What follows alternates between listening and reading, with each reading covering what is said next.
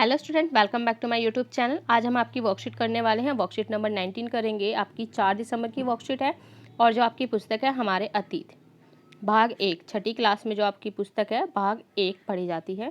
Class 6 की है। यहाँ बच्चे आप अपना नाम लिखोगे, यहाँ पे अपने क्लास टीचर का नाम लिखोगे। तो इसमें जो आपका हम पढ़ने वाले हैं चैप्टर नंबर 7 पढ़ना है इसको। नए प्रश्न नए विचार, बुद्ध की कहानी। तो आइए हम इसे पढ़ेंगे अब।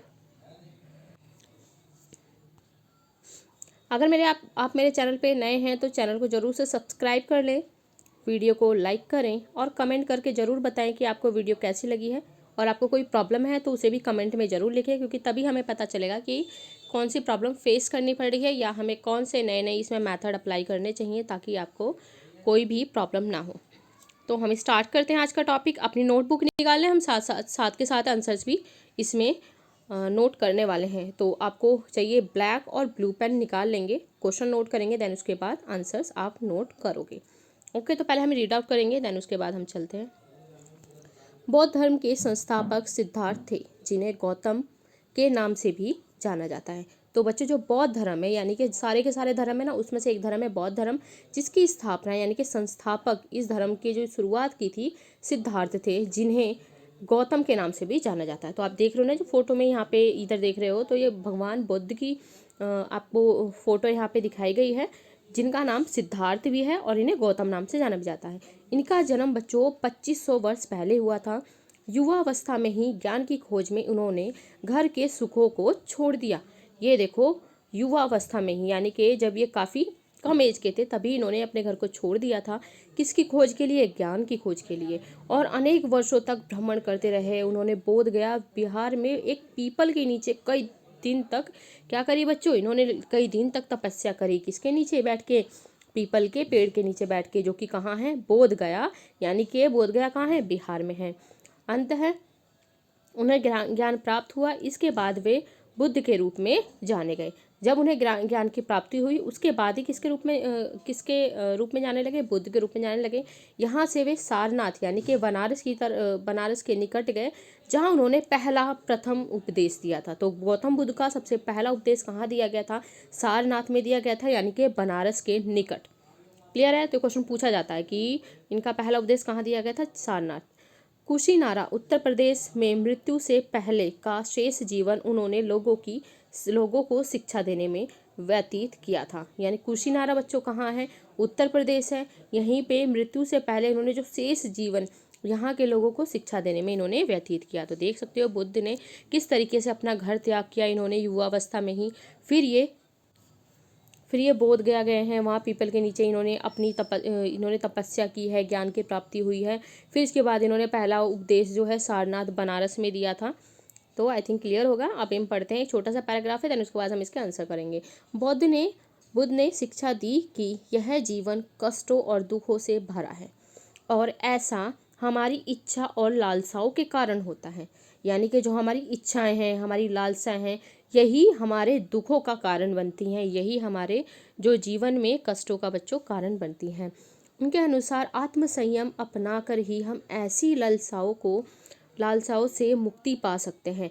हम बच्चों आत्मसंयम अपनाकर ही जो ऐसी लालसाएं वगैरह हैं, ऐसी इच्छाएं हैं, उससे हम मुक्ति पा सकते हैं। उन्होंने लोगों को दयालु होने तथा मनुष्य के साथ साथ जानवरों के आदर करने की भी शिक्षा दी थी। उन्होंने कहा था लोग कैसे होने चाहिए? दयालु होने चाहिए। मनुष्य के साथ साथ किसका आदर करें? वो जानवरों का भी आदर करें। बुद्ध ने अपनी शिक्षा सामान्य लोगों को प्राकृतिक भाषा में दी, इससे सामान्य लोग भी उनके संदेश को समझ सकें। तो उन्होंने प्राकृतिक भाषा का यूज़ किया, इस्तेमाल किया, क्योंकि वहाँ पे जो सामान्य लोग कैसी भाषा बोलते थे बच्चों? प्राकृतिक भाषा बोलते थे। तो उन्होंने इस भाषा का यूज़ किया ताकि जो सामान्य लोग हैं वह भी इनकी भाषा को समझ सके। अगर देखा जाए, अगर मैं यही वर्कशीट पूरे इंग्लिश टू इंग्लिश में अगर पढ़ाने लगूँ तो कुछ ही बच्चे होंगे तो वो पूरी की पूरी इंग्लिश को समझ पाएंगे। लेकिन यही वर्कशीट जब मैं आपको हिंदी में पढ़ा रही हूँ, हिंदी में समझा रही हूँ, तो मोस्ट ऑफ द स्टूडेंट यानी कि 100 में से 90 स्टूडेंट अगर देख रहे हैं तो 90 स्टूडेंट को ये वर्कशीट अच्छे से समझ में आएगी। अगर मैं यही इंग्लिश में बोलूँगी तो 10 ही स्टूडेंट हैं जो उसे समझ पाएंगे। तो इसलिए इन्होंने प्राकृतिक भाषा का यूज़ किया, जो कि वहाँ के सामान्य लोग, बहुत ज़्यादा लोग इसको बोलते थे, ताकि वो बौद्ध के जो दिए गए संदेश हैं उनको समझ सकें। आइए बच्चों, अब हम इसके आपके प्रश्न उत्तर करते हैं। निम्नलिखित प्रश्नों के उत्तर दीजिए। पहला आपका जो प्रश्न है, बुद्ध ने पहला उपदेश कहाँ दिया था? तो कहाँ दिया था बच्चों? हम ओनली वन वर्ड में लिखेंगे क्योंकि एक्स्ट्रा लिखने की इसमें ज़रूरत नहीं है। तो कहाँ दिया था मैं यहाँ लिख देती हूँ, आप नोट करेंगे साथ के साथ।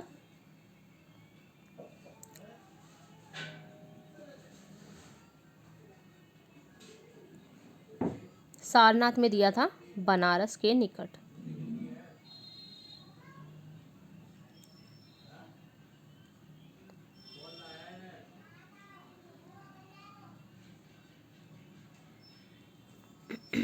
ठीक है, सारनाथ में दिया था, बनारस के निकट। क्लियर है बच्चों? नोट करेंगे इसे। बुद्ध ने प्राकृतिक भाषा में ही शिक्षा क्यों दी?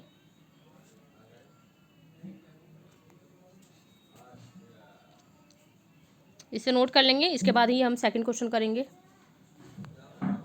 ओके, मैं वापस से लिख देती हूँ, सारनाथ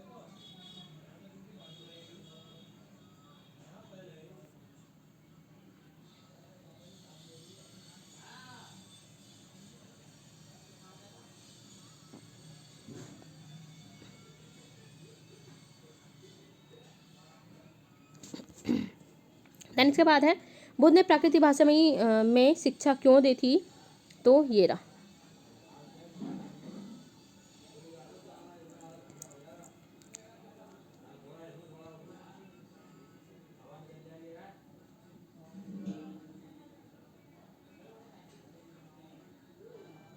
आप ये लिखोगे, बुद्ध ने प्राकृतिक भाषा में शिक्षा, इस इतना आप लिख लोगे बच्चे। इसके बाद मैं आपको लिख रही हूँ,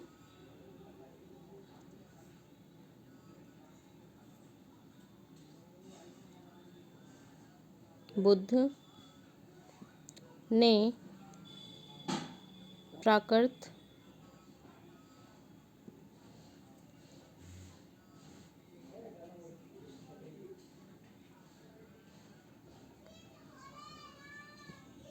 में शिक्षा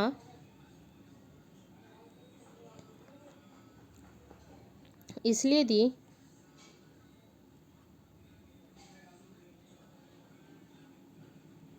ताकि,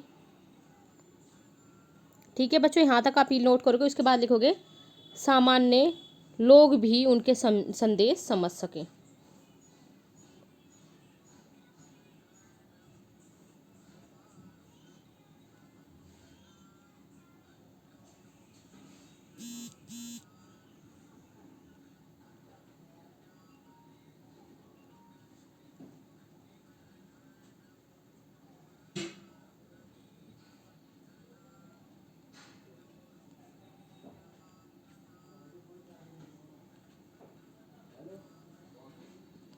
संदेश समझ सकें, यहाँ से नोट कर लो, सामान्य, ये देखो यहाँ से, सामान्य लोग उनके संदेश समझ सकें।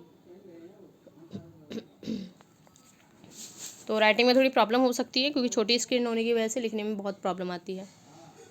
बुद्ध ने प्राकृतिक भाषा में शिक्षा इसलिए दी ताकि सामान्य लोग भी उनके संदेशों को समझ सकें।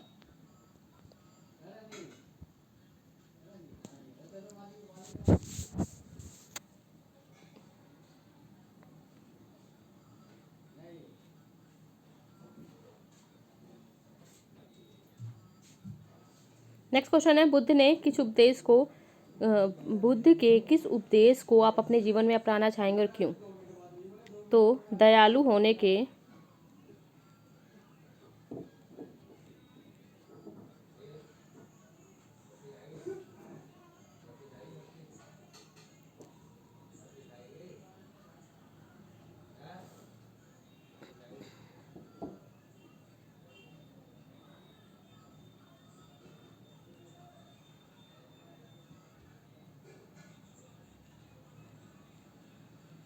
उपदेश को हम अपने जीवन में अपनाना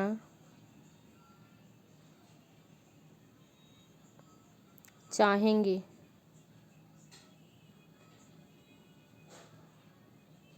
ताकि हम दूसरों की मदद कर सकें। दूसरों की मदद कर सकें।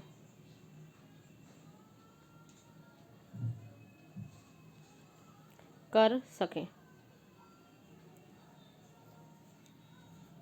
ठीक है, मैं बोल देती हूँ। दयालु होने के उपदेश को हम अपने जीवन में अपनाना चाहेंगे ताकि हम दूसरों की मदद कर सकें। ओके, तो बच्चे जो फर्स्ट क्वेश्चन हमने किया है इसमें आपका जो इसमें आंसर है सारनाथ। देन इसके बाद जो हमने सेकंड किया है इसमें क्यों शिक्षा दी थी, क्योंकि सामान्य लोग भी उनके संदेश को समझ सकें। उसके बाद है बौद्ध ने मतलब इनके कौन से उपदेश को हम अपने जीवन में अपनाना चाहेंगे, तो दयालु होने के भाव को हम अपनाना चाहेंगे। किसको अपनाना चाहेंगे बच्चों? दयालु होने के भाव को।